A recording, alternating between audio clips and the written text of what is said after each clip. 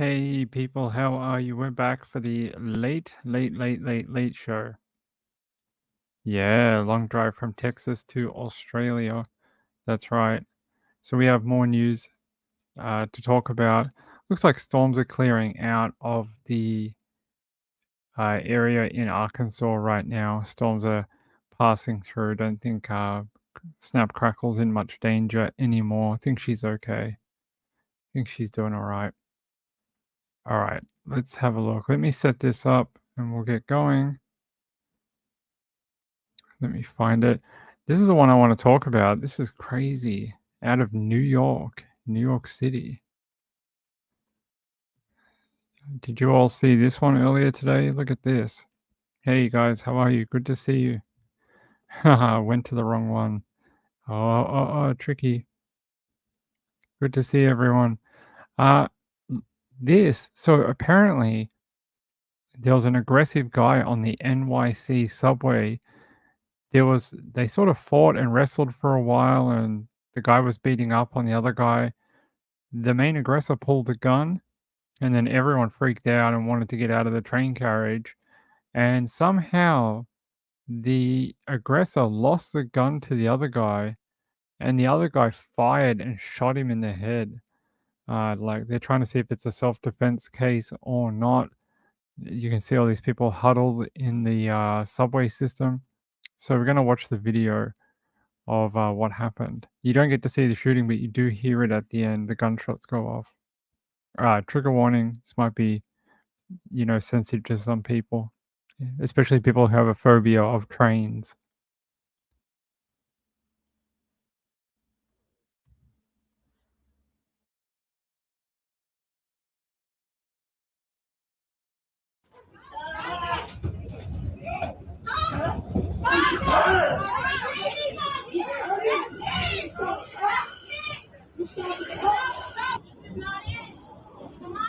Oh, you stab me? I'm locking you up. I'm locking you up when you get up. I got you. I'm bleeding. I'm bleeding. You stab me. I got you. That's the truth, but that's you get locked up. I ain't doing nothing. You get locked up. You stab me, right? You stab me, right? You stab me? You stab me? You stab me? I ain't doing nothing. No. You stab me?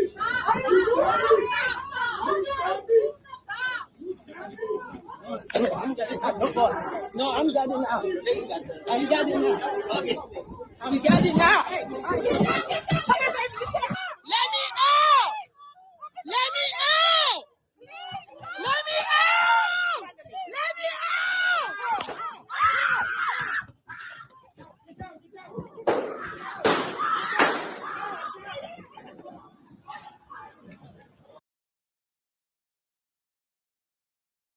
Yeah, so some point at the end there, the other guy gets a hold of the gun and shoots the aggressor. But you hear in there, he says to the girl that the other fellow is trying to protect, "You stabbed me, you stabbed me." Now, in the article here, it says that the woman, uh, someone stabbed him in the back 3 times. So it says here, a 32-year-old man boarded the train at Nordstrom Avenue stop and was approached by a 36-year-old man who appeared to be aggressive and provocative.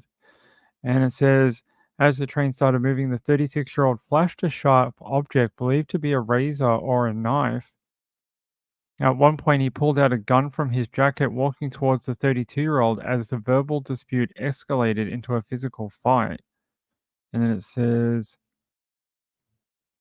social media users shared a clip of the fight that led up to the shooting as the 36-year-old wearing a black hoodie can be seen punching the other guy multiple times. The 36-year-old also landed a punch on the woman, who appeared to have stabbed him in the back multiple times as he shouted repeatedly, "You stabbed me." Blood visibly seeping through the black man's hooded shirt as the two men grapple, with the 36-year-old man ultimately sitting atop the 32-year-old.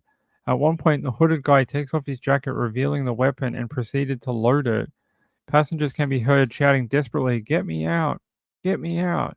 before the car doors were opened. And then it says, the video did not capture the moment when the 32-year-old grabbed the firearm from the aggressive attacker, but multiple shots can be heard in the background. Yeah. And there's actually a video of there he is getting taken to hospital. He was the guy in the black hoodie. Yeah, I can show you them taking him out of the station. Holy shit. It's a large contingent of paramedics and police and fire. Dude. This is fucking dark. I hope he's the only one. I mean, not the. I hope there's no one else. I don't know if that's the shooter or the. I mean, like that could be the shooter. He could be the shooter, yeah. And why would you shoot up a precinct? Bro, it wasn't a it wasn't a precinct. He was in the train. Yeah, but the precinct's right there. But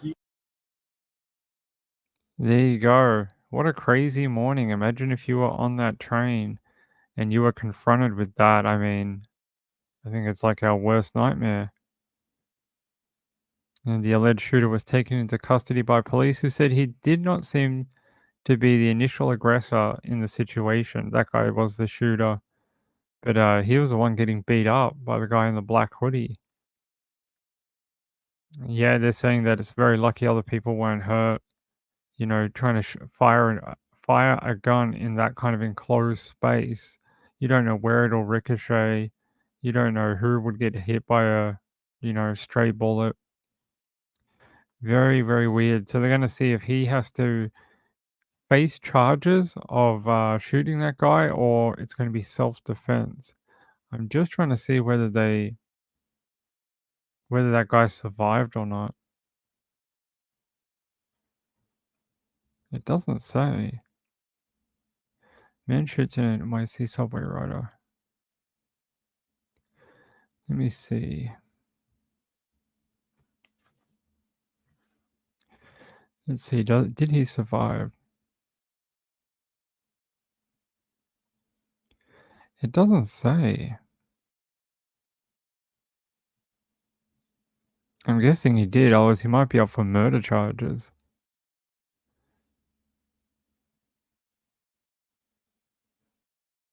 The 36-year-old man was rushed to Brooklyn Methodist Hospital in a critical condition and was undergoing surgery. Police believe the two men were total strangers. It's not clear whether the shooter will face any charges, with police stating that the victim appears to be the aggressor. A journalist for ABC was riding the train in a different car when the mayhem unfolded.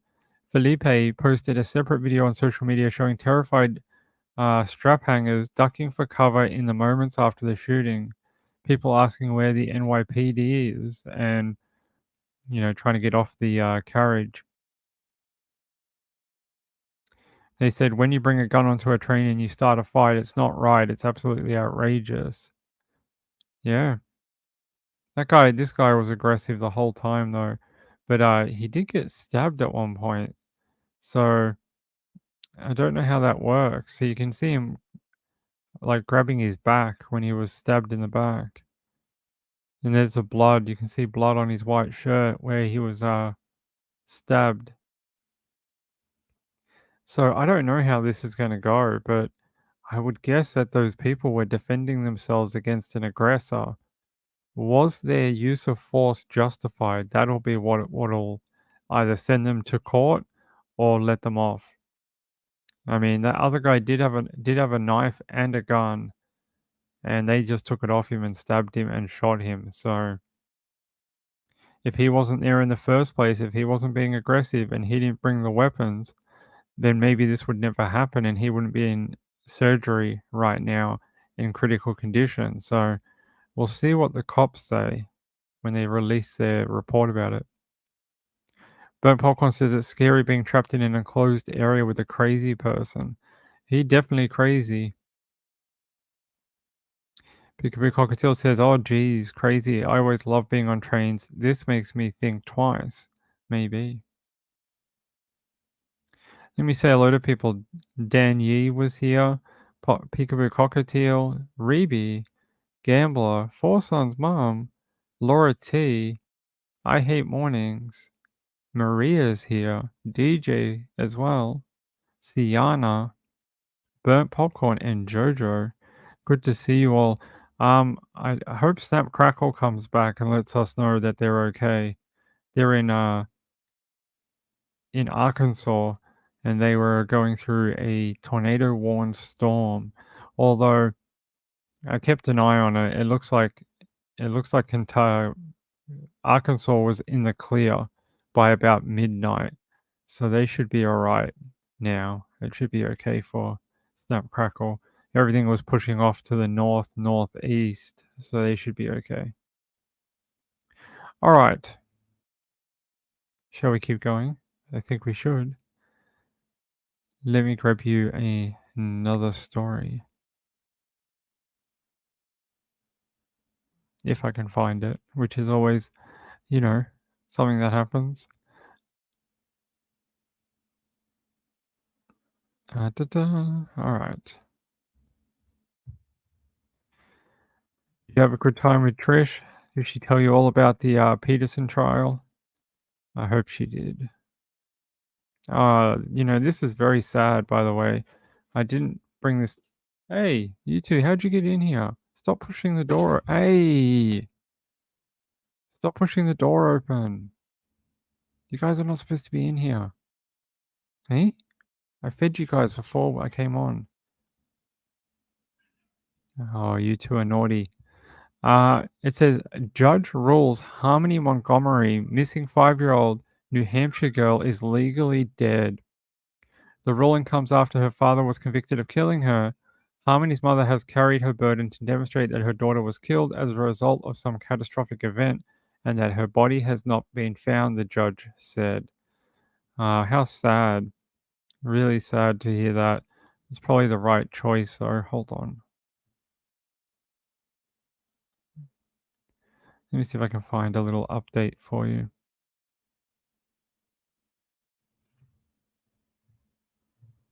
All right, here. Rory. If the rules are suspended, the bill is passed, and without No, that's not it. a winner. This is politics. Guys, give me 1 second.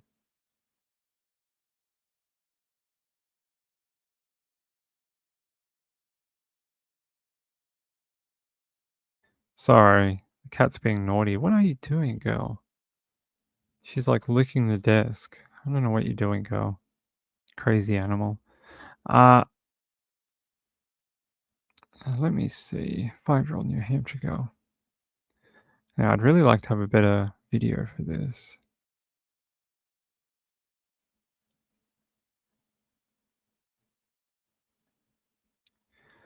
Come on. No? Okay, no one's done a video on it? Okay, fine. It just says here that apparently Crystal Sorey has carried the burden to demonstrate that her daughter Harmony was killed as a result of a catastrophic event and that her body has not been found. She is taking the first steps in preparation of a planned wrongful death lawsuit against the state regarding Harmony Montgomery. Her lawyer told the judge that Adam Montgomery's second-degree murder conviction, plus his admission of guilt to the lesser charges that he moved his daughter's body around for months afterwards and then falsified physical evidence, was enough to result in a legal death declaration. The lawyer also said there was trial testimony from Adam Montgomery's estranged wife, Kayla, and that she had handled Harmony Montgomery's lifeless body. Sorey's lawyer said she still has to provide a copy of the jury's verdict and a probate surety bond that would guarantee she would fulfill her duties under the law as administrator. Adam and Sorey were not in a relationship when their daughter was born in 2014. Harmony lived on and off with foster families and her mother until Sorey lost custody in 2018. Montgomery was awarded custody in early 2019, and Sorey testified that she last saw her daughter during a FaceTime call around Easter of that year. When they were later questioned about Harmony's whereabouts, Adam and Kayla told authorities that he had taken the child to live with Sorey. I hope that's her name. It's an awful last name. Adams in prison awaiting sentencing chose not to attend the probate hearing via WebEx because he's a coward. Always has been, always will be. He is an absolute coward. Let's see. He killed a little girl. I don't think you can become more of a coward in life than that. Anyone who hurts children is exactly that. All right. Let me.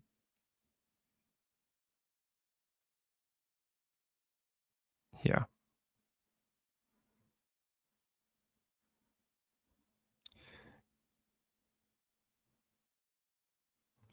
Okay. We're going to borrow from our friends from Law and Crime. Harmony Montgomery is officially declared dead at the hands of her father. Okay, I want you to walk the jurors through in as much detail as you can what happened on your route from Habitopco to that Burger King. Adam was getting really angry from Harmony peeing in the car, and he repetitively kept punching her on the way to Burger King, and there were a couple red lights, and when we were at red lights he would go over the driver's seat, like in between the passenger seat, and he was just punching her repetitively in the head. And you've said there were several Transition shelter. Yes. See what was going on The judge's ruling makes Sori the sole biological mother of her. quote that Harmony we just saw. And dismember her. Now, a New Hampshire probate judge has ruled that Harmony's biological mother, not the woman we just saw testify, the stepmother, that the biological mother had, quote, carried her burden to demonstrate, end quote, that Harmony was killed, and, quote, as a result of some catastrophic events, end quote, and that her body has not been found. Crystal Sori, who struggled with substance abuse, lost custody of Harmony back in 2018. The last time she saw her daughter was on a FaceTime call around Easter of 2019, 8 months before Harmony died. The judge's ruling makes Sori the sole administrator of Harmony's estate, and now she plans to go after parties beyond Adam and Kayla Montgomery that failed her daughter. To be exact, she's pursuing wrongful death lawsuits against the child welfare systems of Massachusetts and New Hampshire. During Adam Montgomery's trial, one of those CPS workers actually testified about getting an anonymous report surrounding Harmony having a black eye. This was in July of 2019, 5 months before she died. Here's what he told the court earlier this year. All right, that was from Law and Crime. I just wanted to show you that little update about Harmony. I don't know. I just hope that the stupid father finally gives up the location to where her body is. I know a lot of people reckon that he doesn't know because he was so whacked out of his mind on drugs, but I don't believe that. I don't believe that somehow you just forget where you put your daughter's dead body. I don't believe that. I don't care how much meth, heroin, whatever you have. It's not like something, I just don't believe it. I believe he knows exactly where it is, and it's the one last piece of control that he has over Harmony. And he knows exactly where she is. He's just doing it, one, to draw out the pain for the stepmom and the biological mom and everyone else who knew Harmony. Jojo says, Ping, I agree. You couldn't forget that. Nope. Cheryl Hoffman says he knows, but he'll never tell. No, he won't. He'll never say it. The only way I could see him doing it is if some way he got parole and they said you're not getting out without telling us where Harmony is, like they have in Australia. No body, no parole. But I don't think he's getting out anytime in the, probably his lifetime. So I don't think that'll be a problem. But it's a shame because I think it would be a good opportunity to try pressure him to give up where Harmony is. If he's just going to be left to rot in jail, then he'll probably never give it up. Unfortunately, it'll be up to someone to stumble across her, which I believe she's out there somewhere, probably not that far away, but she's somewhere where they last saw her. in that local area where he was for that 5-month period. He's not smart enough to drive multiple states or whatever and dump her. Let's see. It says in February 2024, jurors at the Hillsborough County Superior Court found Montgomery guilty of second-degree murder, second-degree assault, falsifying evidence, abuse of a corpse, and tampering with a witness. Throughout the 2-week trial, prosecutors presented evidence that showed Montgomery beat Harmony, took opioids, then ordered food at Burger King as Harmony succumbed to her injuries in the backseat of the car. He said during the murder trial, he refused to appear in court. Yeah, because he's a coward. They should just change his name. They go, oh, where's prisoner 219561? Oh, you mean coward? Oh, he's over there in cell 38. Because that's exactly what he is.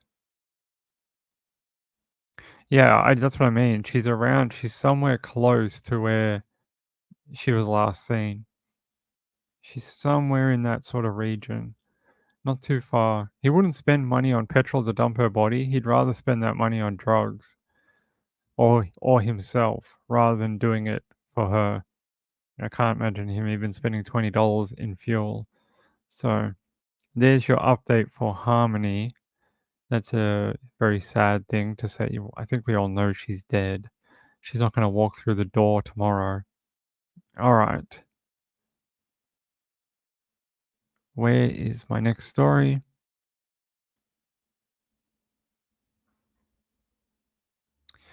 We had a missing person that we're going to check up on tonight.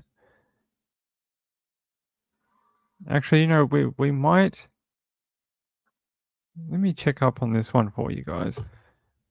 Woman...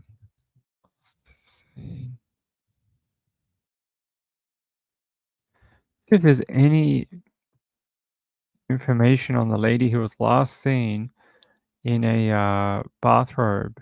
Zoe Penrod, 39. I always like to check back on her. Doesn't seem so. How sad. Yeah, if you remember, Zoe Penrod was missing from Northern California, last seen on a highway in her bathrobe, had been suffering from postpartum psychosis and hearing voices. I don't see. There's been no articles in the last month for her. How sad. Is it like anyone is still looking for her? I don't see any. No. Even in the last month, no article. The last article was... Let's see, what does this say? January 20th was the last time anyone wrote an article on Zoe. There's Zoe there, Zoe Penrod. She was hearing voices weeks before her disappearance, voices telling her to come outside, to leave the family home. Her husband had actually gone to tend to the baby and feed the baby, and in the couple of minutes he was gone into the nursery, she bolted from the house. He was gone for like a few minutes, he said, and in that time she bolted in her dressing robe, like you can see here, and no one has seen her since. Not at all. No sightings. This is the only sighting of her, and that's it. They have not seen her again. Seen a lot of people. There's a search party they organize for her, but you can see the wilderness that they have to try look for her. I've seen people say, "Why didn't they get her help?" And they did. She strayed from her mental health plan and it didn't work, and it failed. Basically, it failed. Yeah, I hope we will see soon someone come across Harmony's body, maybe a storm or hunters. It's going to be summer soon, so people are going to be out there hunting again and looking for mushrooms in spring. So I hope someone will come across her while out in the wilderness. All right. So there's Zoe. That's a shame. She's such a nice. Looks like such a nice mom. Just very much struggling with her life.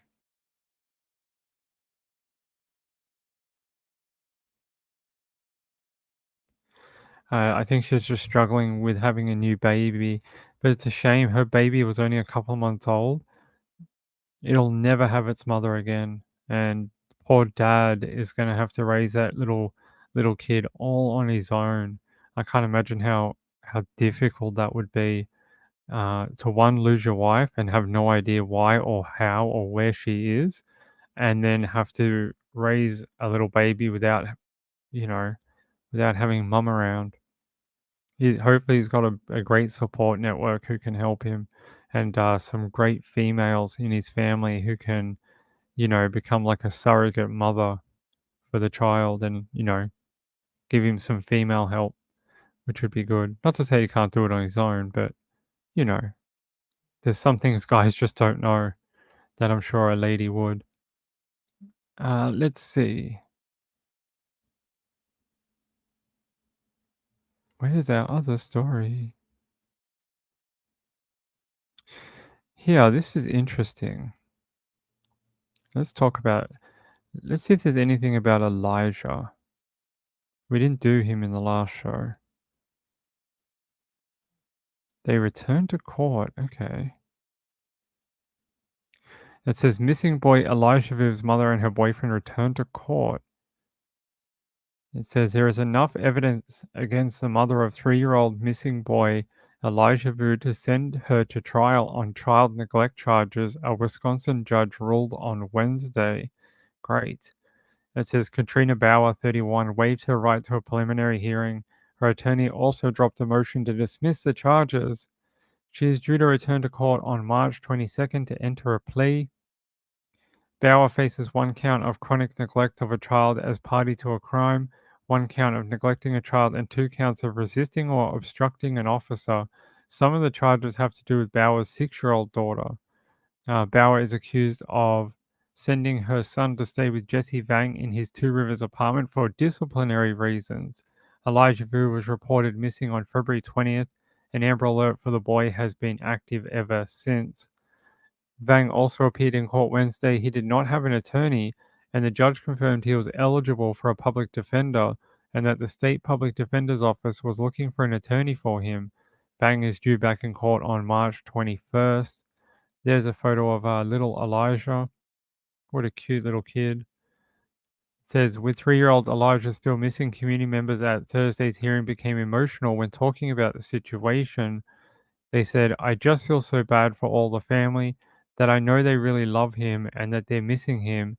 So I just wish someone would tell us if he's out there. Where is he? According to the criminal complaint on February 17th, Bauer and Vang were both in the city of Manitowoc. According to the cell phone data, Vang was seen alone in a bar.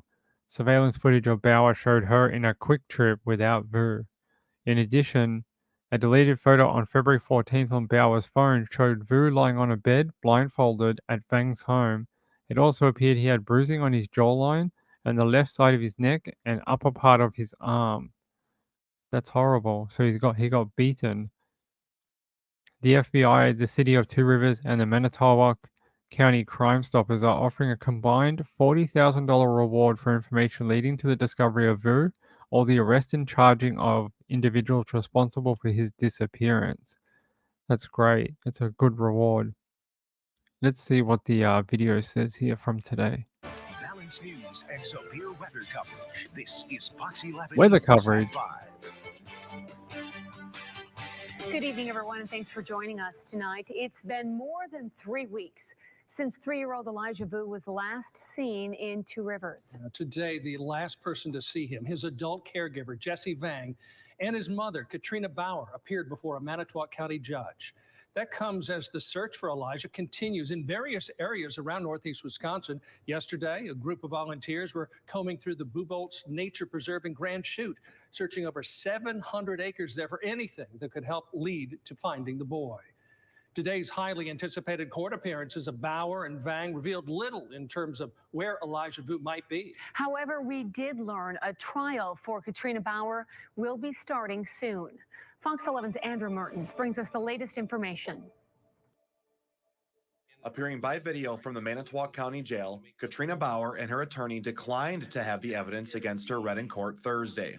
Judge Robert DeWayne asked Bauer a series of questions before proceeding. Has anyone threatened you in any way or promised you anything to get you to waive your right to a preliminary hearing? No. You're doing so freely, voluntarily, and intelligently? Yes. The judge later ruled there's enough evidence to send her to trial. Bauer is the mother of missing 3-year-old boy Elijah Vu. She's charged with 1 count of child neglect and another of chronic child neglect. On Thursday, Bauer and her attorney dropped their motion to dismiss the chronic neglect charge. Some of the charges she's facing have to do with Bauer's 6-year-old daughter. As for Jesse Vang, he still does not have an attorney. He is also charged with child neglect. Prosecutors say Bauer sent Elijah to stay with Vang for disciplinary reasons. Vang reported the boy missing last month. Vang qualifies for a state public defender, but one has not yet been appointed to him. In terms of the investigation, the Two Rivers Police Department had been regularly posting updates to social media. The most recent one came on Monday. Police were not able to speak with me regarding the investigation on Thursday. With 3-year-old Elijah Vu still missing, community members at Thursday's hearing became emotional when talking about the situation. I just feel so bad for all the family that I know they really love him and they're missing him. So I just wish somebody would tell us if he is out there. Where is he? As we're left wondering what happened to Elijah Vu, the cases against his mother and caretaker will be under a microscope. Vang will return to court on March 21st, while Bauer will return 1 day later on March 22nd. Outside the Manitowoc County Courthouse.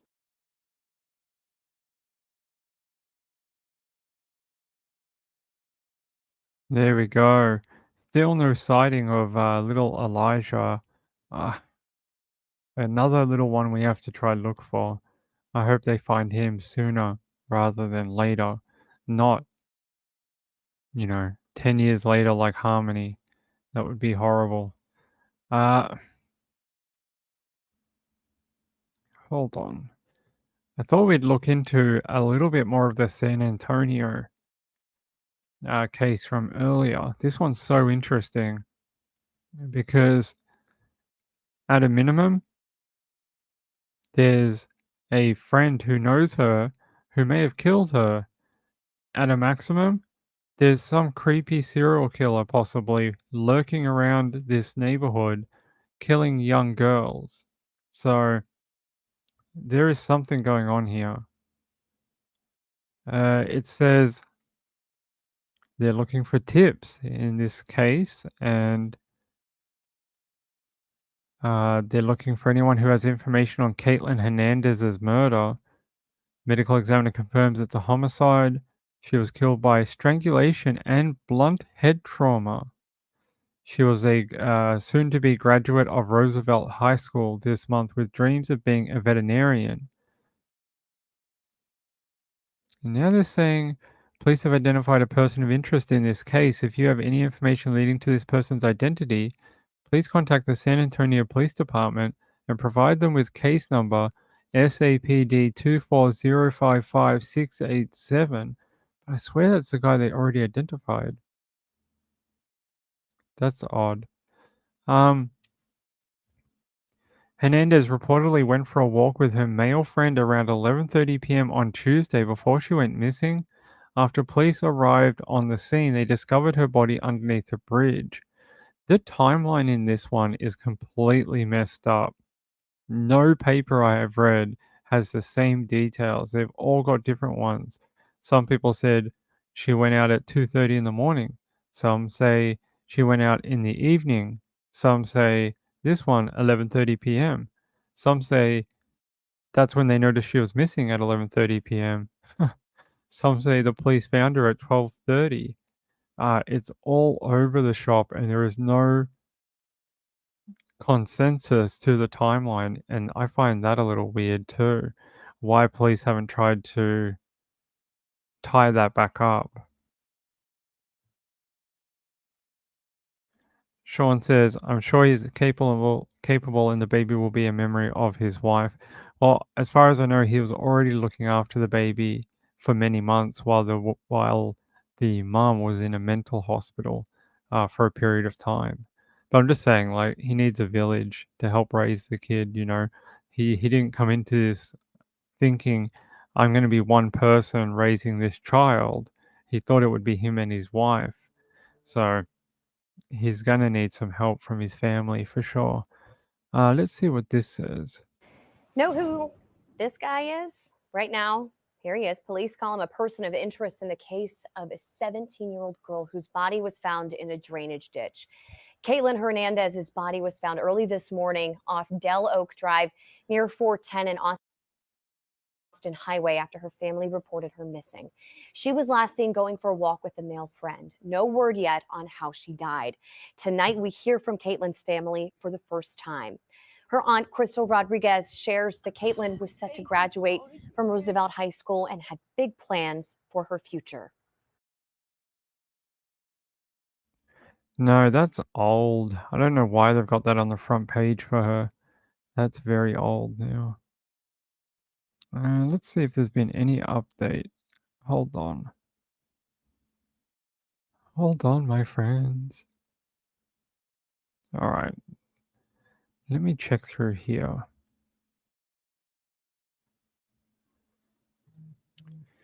Maybe we'll get a better...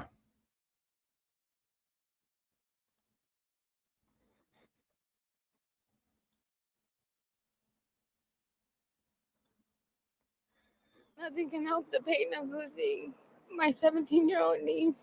My baby didn't deserve this. She didn't.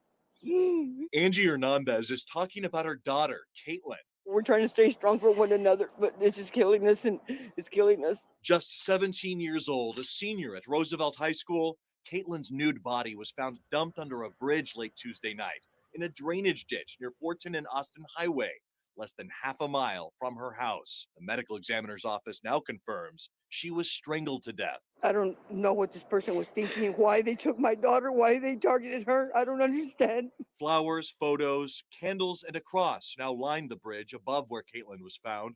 Her mom, Angie, and Aunt Crystal say she'd gone for a walk that night with a male friend from the neighborhood. Police detained him for questioning, also tracked down another person of interest, but so far no arrests have been made. We need to find out who did this because she didn't deserve this to be left there like an animal. It's very ugly and cruel. It's left not just close family, but the entire neighborhood in shock. Received a text about this and it just literally hit home. Christopher Montemayor is the president of the General Kruger Neighborhood Association. This neighborhood really is not a bad neighborhood. It's actually a very nice, very quiet, very cute neighborhood. It's just been left alone. He says there have been carjackings, vehicle break-ins. I've asked him for street lighting. I've asked him for more police presence. Hopefully somebody can come out and want to help us out now, after this.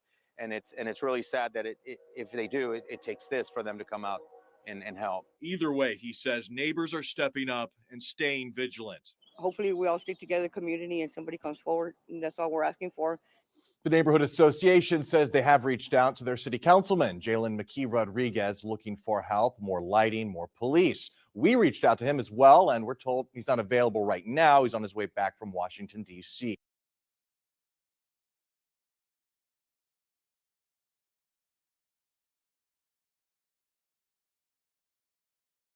All right, thanks, DJ. I'm bringing it up now. It says El Paso police rescue 2-year-old from Amber Alert after lengthy SWAT standoff. It says police rescued the child who was allegedly taken by his father, triggering Thursday's Amber Alert, according to an El Paso Police Department press conference held Thursday night. Where is that press conference?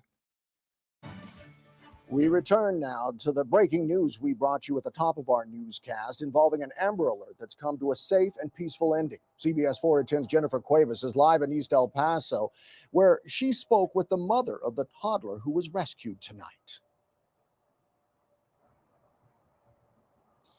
That's right. We remain here on the scene at Motel 6, right off Loma Land, where the SWAT situation has been taking place since just 1 this afternoon. Now, police say the father, who is the suspect in the SWAT situation, was taken into custody and he is facing charges of aggravated kidnapping. However, police say more charges can still come. Now, as for the 2-year-old, he has been reunited with his mother, and we got sound with them just as they were leaving this area here of the motel. Take a listen. I'm feeling so happy. I'm excited and I'm very grateful to the El Paso PD and all the teams that they put together to help find my son. Now we're just going to continue living our life. Now, you may have seen there in that interview, the mother was holding her son, her 2-year-old. He was eating a slice of pizza. She said that he was happy to once again be with her. Now, the child seemed rather calm, and the mother, of course, very happy to be with her son. She said her and her family were worried since the situation started since yesterday, and of course, just happy to be once again all together. Now, again, as for the suspect, the father of the 2-year-old, he is facing the charges of aggravated kidnapping. Police say more charges can still come. Police also explained that these SWAT situations take a while as they confirm all the investigation details. Now, here on the scene, there still remains a couple of police investigators.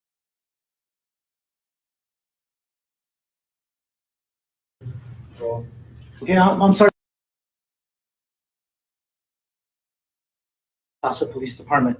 I want to start off by saying that the SWAT team, the officers out at Loma Land at 11:05. I know that there was a lot of reports of SWAT teams being there, and we asked you all to hold off on reporting, and I just, from the bottom of my heart, I want to say thank you to all the news agencies that cooperated with us and all the online resources that were able to wait. I'm happy to announce that the Amber Alert, the 2-year-old, he is in our custody. He is safe and he is unharmed. The suspect is also in custody and also unharmed. And that happened just moments ago at 9 p.m.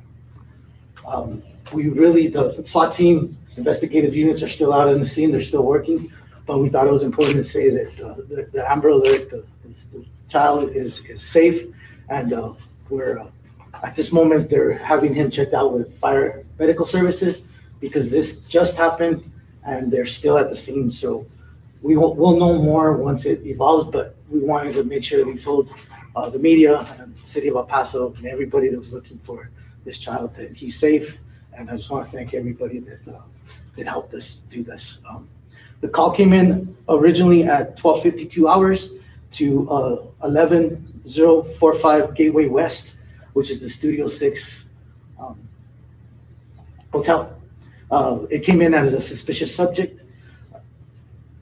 The investigative units determined that it was possibly the suspect of the kidnapping, and they started their investigations at that time. And it wasn't until just moments ago that the SWAT team was able to rescue the child and take the subject into custody.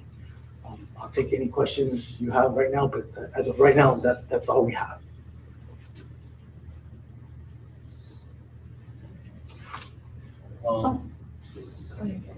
Can you just give us a bit more of the information of leading up to the abduction, kidnapping? The actual kidnapping, what was released is still the initial part. They have to go and further investigate that before we confirm it. So whatever we released prior is what we have to stay with. We can only report on the rescue of the child and the arrest of the suspect. The investigation that occurred in the kidnapping, we still have to complete that investigation before we can give you further details. So unfortunately, the way we presented it to you has to stay the same until investigators have time to understand exactly what happened. It's important that we get this right, and right now we're more concerned about rescuing the child and taking the person into custody. When those details do become available with investigators, we will reach out and let you know. What type of charges is the suspect now facing? As of right now, it's aggravated kidnapping. But there could be more. That's just the charge off the top. Did someone from the community called to see if that person was there? What's up? The call, I don't know who called. We don't, I don't know who called on this police call. That's part of the investigation. They're still determining that. I can only tell you that the call was a suspicious subject. During the call coming in, investigative units, which were TAC, CAP, everybody was looking for the subject and the child. So in hearing that going over the radio, they were able to piece together or have an educated guess that it was possibly, and they followed up on their leads, and it led to the rescue as we.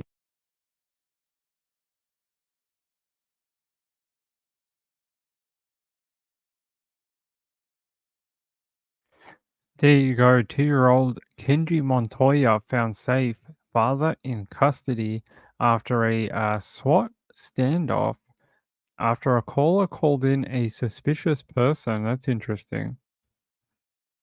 Says here that the Amber Alert has been cancelled. The child and father have been located. It'll be interesting to find out what his motivations for this were. Yeah, very interesting. But glad the little boy's back with his mum. Apparently the boy was okay. Apparently they found him eating pizza. So dad was feeding him and, keeping him okay. I guess it's some sort of custody thing. That's what I'm guessing.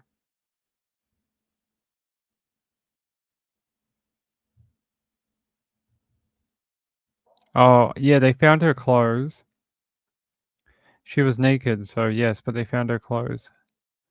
Well, I'm guessing she was naked, so yes, it was probably, sexual assault or worse. And the clothes were found a little further down from where her body was found.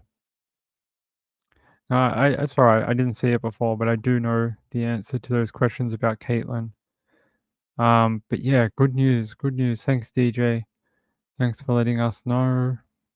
Happy to have a little kid not on the Amber Alert for several weeks. That's good. Hold on.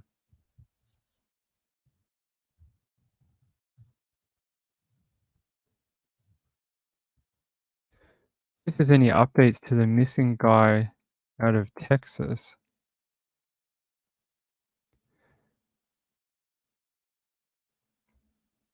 Here.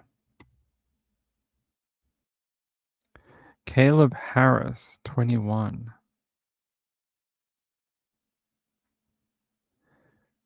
No, I don't see anything. It says 1 hour ago on Fox 7 Austin, Corpus Christi student from New Braunfels still missing. It says Corpus Christi police are still searching for 21-year-old student from New Braunfels who disappeared last week. The Texas A&M Corpus Christi student was last seen near his apartment on the 1900 block of Ennis Jocelyn Road. His parents, Randy and Becky, said he had a good day fishing on Sunday, and that night he was getting ready for the week, ordered food, and took the dog out. Sometime between 2 and 3 a.m. in the morning, he just vanished, and his Uber Eats order was still at the door. At 2:44 a.m., he was walking the dog, and there's a timestamp from Snapchat where he sent a video of the dog to my daughter. Then at 2:59 is when the phone was shut off or went dead. Later in the morning, his roommates couldn't find him. That's interesting. He left his behind his keys and his wallet. He did have his phone, but it was turned off, which is unlike him. They said there's not really a whole lot of clues to anything. He literally just vanished. They said this is a parent's worst nightmare, but we are hopeful and we have had a lot of people rally around us and pray for us and take care of us. We are also in the midst of being on our knees in prayer and just hope that he is revealed and comes back to us safe and sound. Caleb's parents say he loves to fish and is a joyful person. He's just a great kid. He's very likable, very friendly. He's always willing to help at the drop of a hat for anyone. Just a very well-rounded person and a person of faith. I mean, he knows Jesus. Really? Those two are buddies? They know Jesus? They hang out, go fishing together? Okay.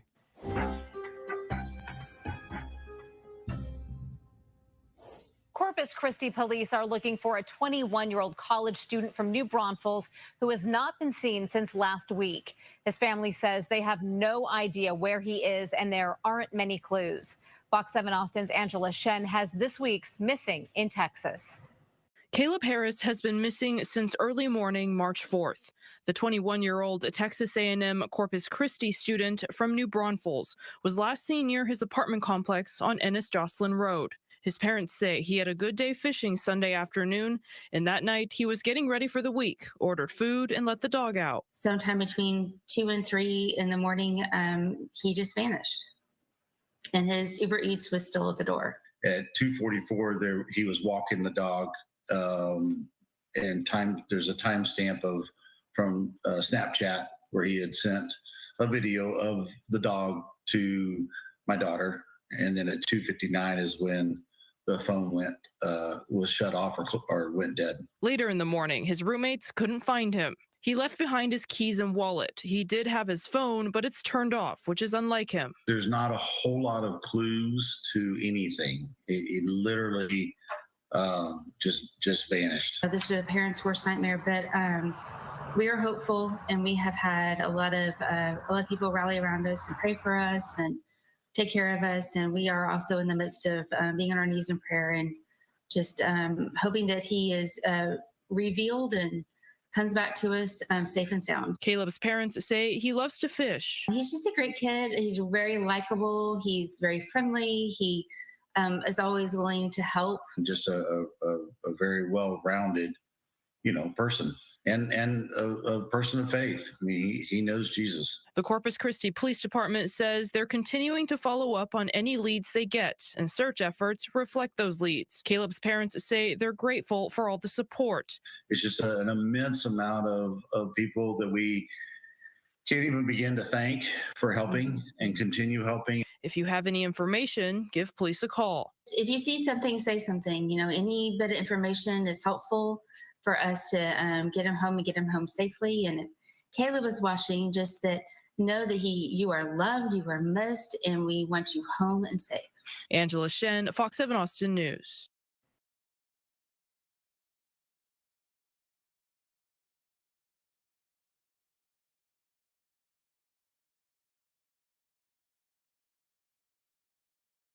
Austin Police Sergeant Ben Mewis will be taking off on another multi-city run next week, this time benefiting the American Boxer Rescue.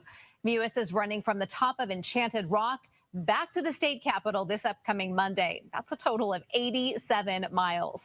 During the last couple of years, Mewis has run from the Alamo to the Capitol, the San Jacinto Monument to the Sorry, guys, something weird is going on outside my house. A car that was doing work here just hit another car. That's why the cats bolted. They could hear like when it hit the other car. No signs of a struggle, and his food was left there. Hey, Bees Are Alive, how are you? Yeah, the dog was brought home already. I'm pretty sure. Let me just see. At 2:44, he was walking the dog, and there's a timestamp from Snapchat where he sent a video of the dog to my daughter. Then at 2:59 is when the phone was shut off or went dead.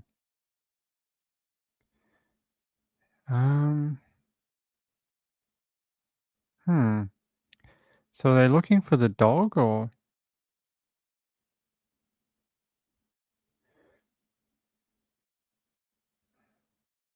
Where is the dog? Hold on.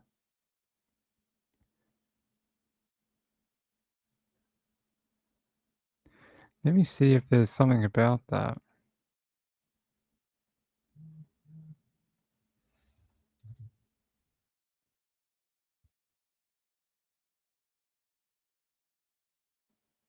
It says Caleb Harris had walked his dog shortly before 3 a.m. He vanished following a 3 a.m. dog walk. It says Caleb Harris, 21, let his dog out early Monday morning and hasn't been seen since. I'm guessing that the dog is still there. Otherwise, they'd be talking about it, that the dog and him are missing. Yeah. That's all I can come up with.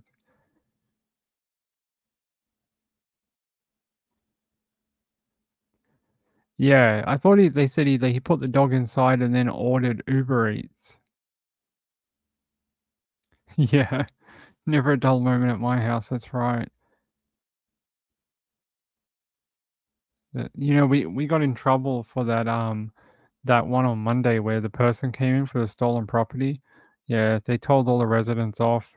Don't let people in, even if they seem like they're good. You know, they're good natured and they just need some help or whatever.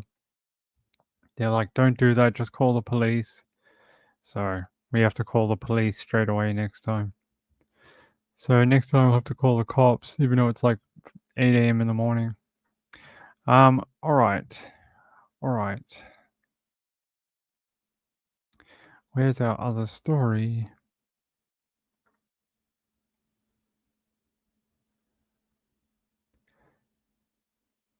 Let's see if I can find this other one. Hold on. Please hold.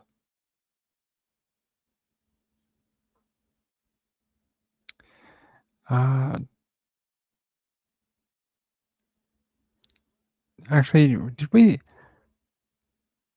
You know, there was a woman we talked about ages ago, like a missing woman. I'm gonna have to look up her name again. And people contacted in the comments and said her husband was suspicious, but I have to look into that a bit more and see if they actually ever found her or not. 20 hours.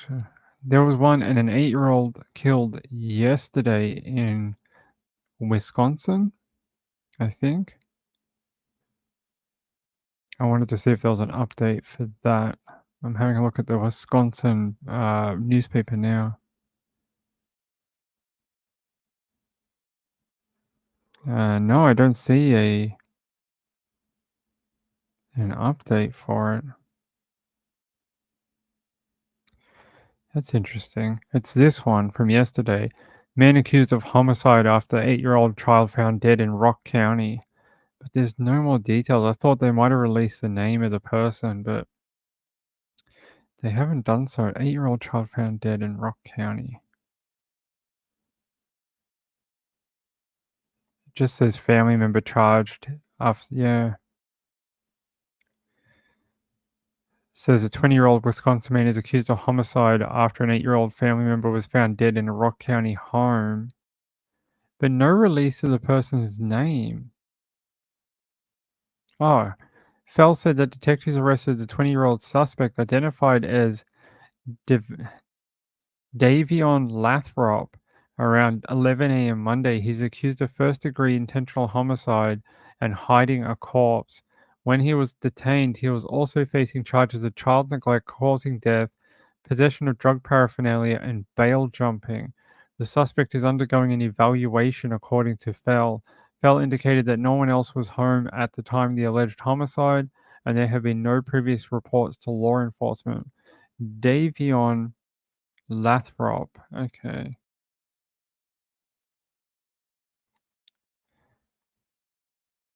Let me see if there's anything new on him. Relative arrested.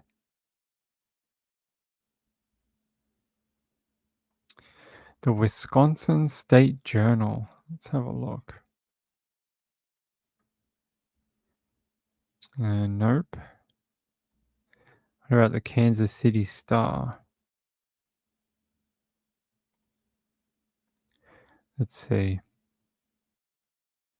It says authorities were called 6 p.m. Saturday, March 9th to Fulton Township home for reports of a missing child, according to a March 12th Rock County Sheriff's Office news conference streamed by WMTV.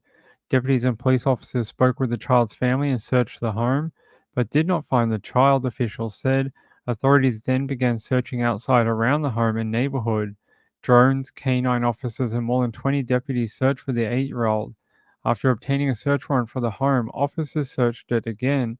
This time, authorities found the deceased child inside On March 11th, an autopsy was performed. The next day, detectives arrested 20-year-old Davion Lathrop, a relative of the child. Authorities have not released the child's identity or the relationship between the child and Lathrop. Lathrop is charged with first-degree intentional homicide, hiding a corpse, child neglect, bail jumping, possession of drug paraphernalia. There you go. So there you go. Finally got a name. For a while, they weren't giving out that name, and that's the house right there. Yeah, there's something always going on here. That's true. When you live in the city, there's always something going on.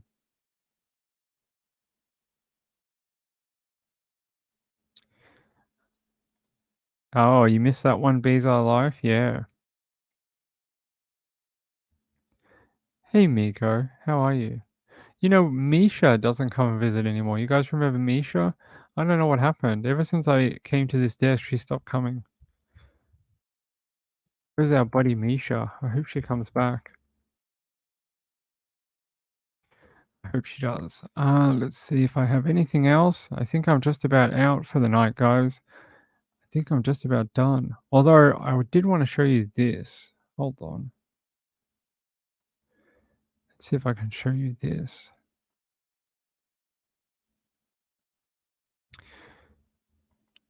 This was a tornado from yesterday from Kansas, I think. Look at this one.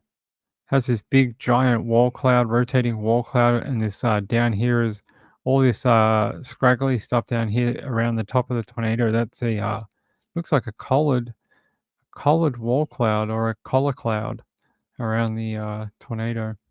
That was one yesterday, real big one. It's been a crazy day for weather. It really has. Let's see what this is. Okay. This is one from earlier today in Ohio, I think. Check this out. That's a big tornado. Big one. Real big.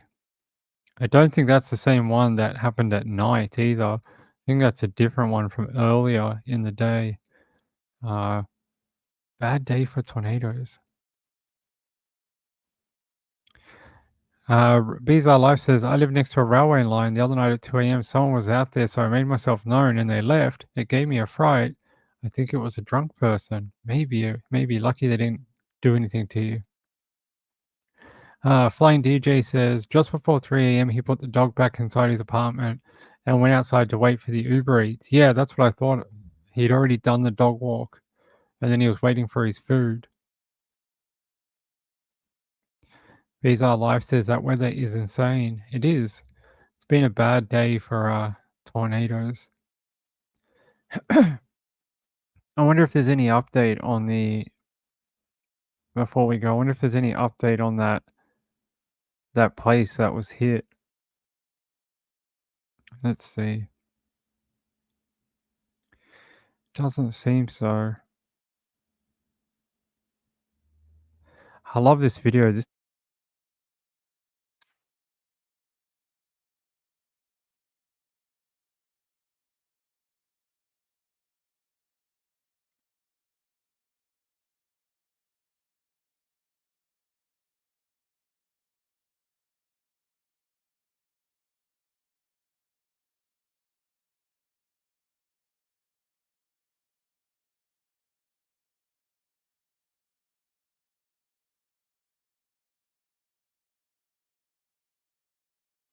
That right there is really impressive. The fact that it like doesn't look that great, it's traveling over this stuff, it's a little wispy, and then it intensifies, and you can see it really intensify. It gets like its whole structure, and it really starts to wrap up and become violent.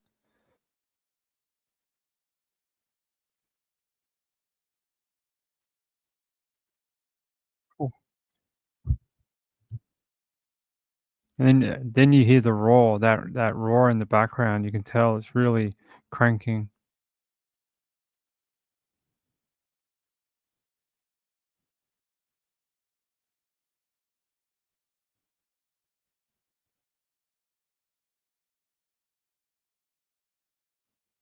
This one was actually on the river. Look at this. This was on the water earlier in the day. a tornado. Look at the water. It looks so cool. That was just a storm earlier. I think this was a tornado earlier. No, just lightning. There you go. Here's some photos of the damage out in Ohio. Look at that. It just looks like there's nothing left. Looks like, yeah, a bomb went off. Oh no, look at those poor people's house. Those poor people. What are they saying? Any update? I think they said 3 people had died, unfortunately. What does it say? Lakeside RV, Lakeside, Ohio.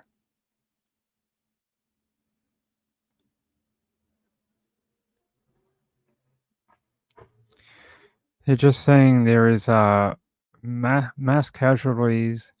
Up to 300 people were there at the time. Just gas leaks, accidents, fires, power lines, all down. Yeah, they'll know more in the morning when daylight comes. They'll know a lot more. Oh, I'm not displaying it? Did you guys not see it? Ah. Why did it do that? Hold on. What is going on?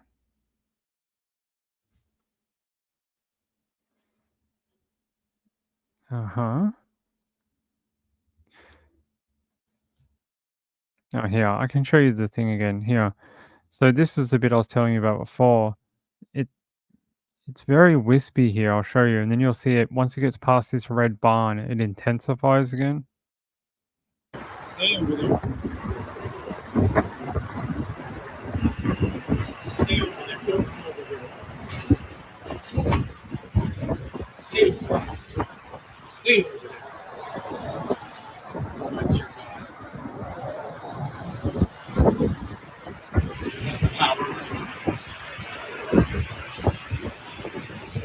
Right there. It's just starts to go. Oh, that campground. Oh my God.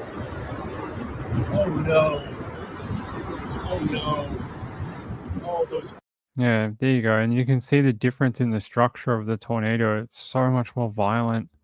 It really picked up.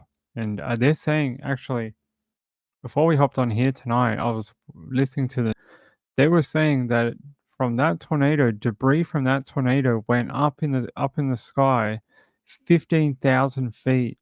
And they thinking that debris could go like states away, that people could find like paperwork, small light objects that could be like in the next state, hundreds of miles away, because it went up 15,000 feet in the sky from that tornado, which means they're thinking it could be like a really powerful tornado, probably like EF3 plus.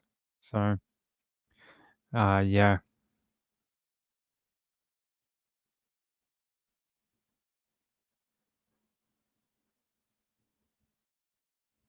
Gambler says it would be interesting to hear if the delivery guy saw anyone around when he did. They already interviewed the delivery guy for Caleb's case.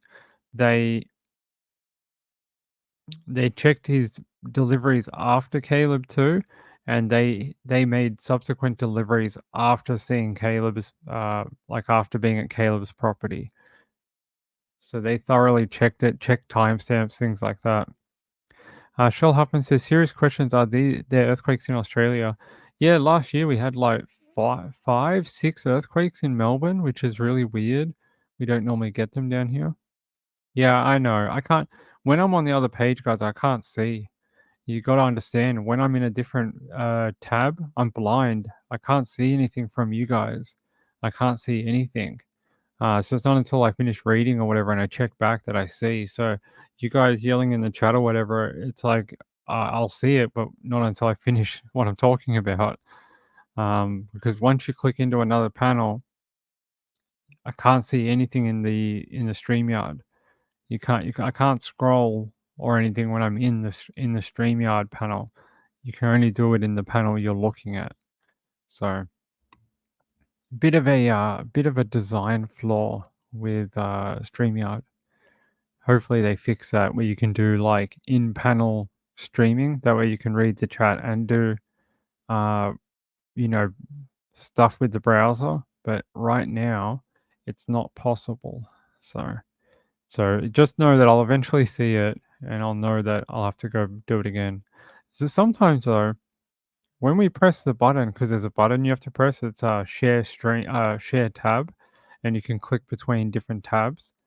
Sometimes when you click that button, it just doesn't go, even though on our end, it looks like it has. It'll say streaming this tab. And when I was doing the tornado thing, it said it was on the correct page, but it has happened before where it hasn't switched it over correctly. I don't know what it is, but a bug or something with the software. Don't know. There's some of the damage for you. Look at that picture. You just look at that and go, that was someone's life. That was someone's, property, home, business. You can't even tell what it is. You're like, what was that? You just don't even know. It just looks like scrap metal. Can't even tell. Look at that. See? Look at all the trees broken off at the top. So, yeah, hope they're going to be okay. I hope there's no more fatalities. 3 fatalities from that tornado. I just hope there's no more. Look at that. And they lost their walls. They lost walls on this side and that side. Bizarre. Bizarre how they do that. Yeah. I think we're just about done. If we're talking about tornadoes, it means we're near the end.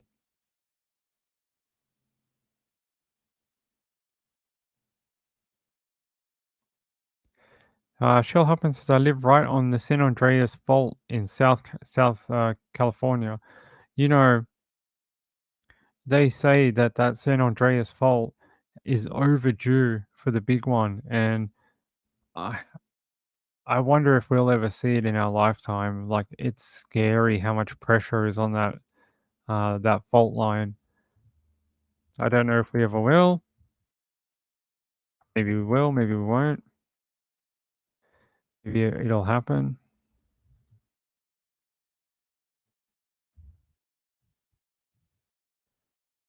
It's crazy. The San Andreas Fault runs so deep too. And it's very interesting that you can see the actual, I'll show you here. You can see the scarring it left in the ground from previous earthquakes like millennia ago. And you can see like the patterns it's made from shifting on that fault line. You can see here. It's really, really crazy. Why did it do that? There we go. So you guys can see. And then it travels almost like all of California, and if it actually cracks like a 9.0, they fear like so many people would be injured. Yeah, you might get like an Alaska event. There was like a 9.0 in Alaska, like years ago, that almost wiped out a huge part of Alaska. Yeah, so you can see where the red line is, the fault. Actually, out here about 2 years ago, they had an earthquake, and everyone's like, it was on the San Andreas Fault, but it wasn't. It was on a different fault line. But people were worried that it was. But yeah, you can see just if it had a 9.0, how many people on either side would be in big trouble. Big trouble. There you go. You can see more of the different ways it's damaged the earth millennia ago. It's made like, like veins, like a tree. Pretty cool. There you go. Earthquakes and weather with Ping. Sean says 6.6 magnitude is the biggest. How big was the Newcastle earthquake?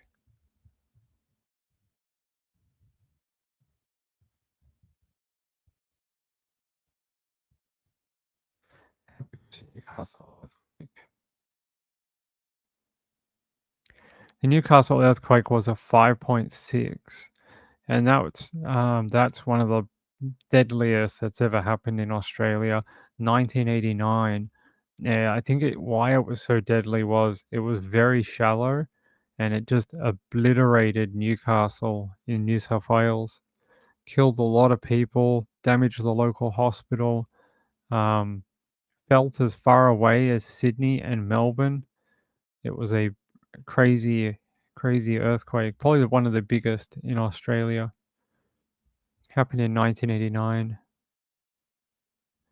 Back then, the damage bill was estimated at $4 billion, which was a lot back then.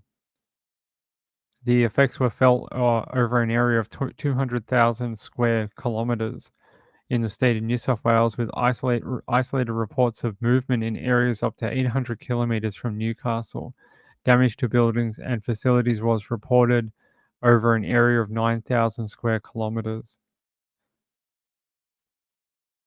Yeah, they killed 9 people, and many more were trapped in rubble in Newcastle.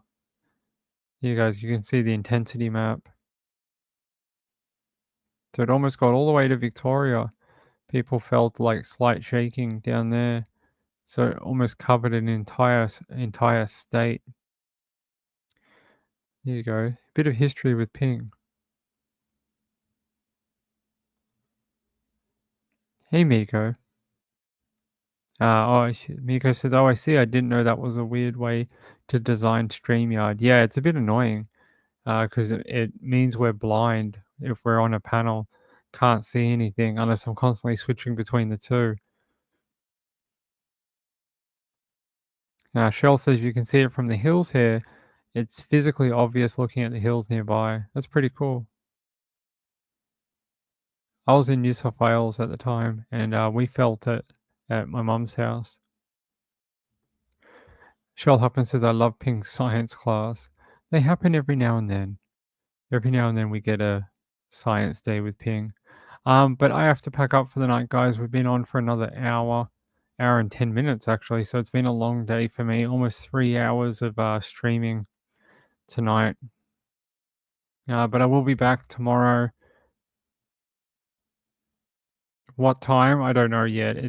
I'm still getting used to you guys going onto daylight savings, and it's really messing with my my schedule. So we'll see for tomorrow. I'll let you know, but it should be the same time. I don't foresee an issue, but you never know. And I will see you then. I want to say thanks to Sean for some, a little bit of jingle for the Mushroom Fund. I appreciate that. Little jingle goes a long way. And I appreciate the people who support and subscribe to this channel. You guys are amazing, and I appreciate it. And without you, there would be no show each night. So thank you very much for allowing me to do this. And yeah, I will see you tomorrow at 9 p.m. Eastern for another Friday night, Nights with Ping. Peace out. See you later, guys. Bye-bye.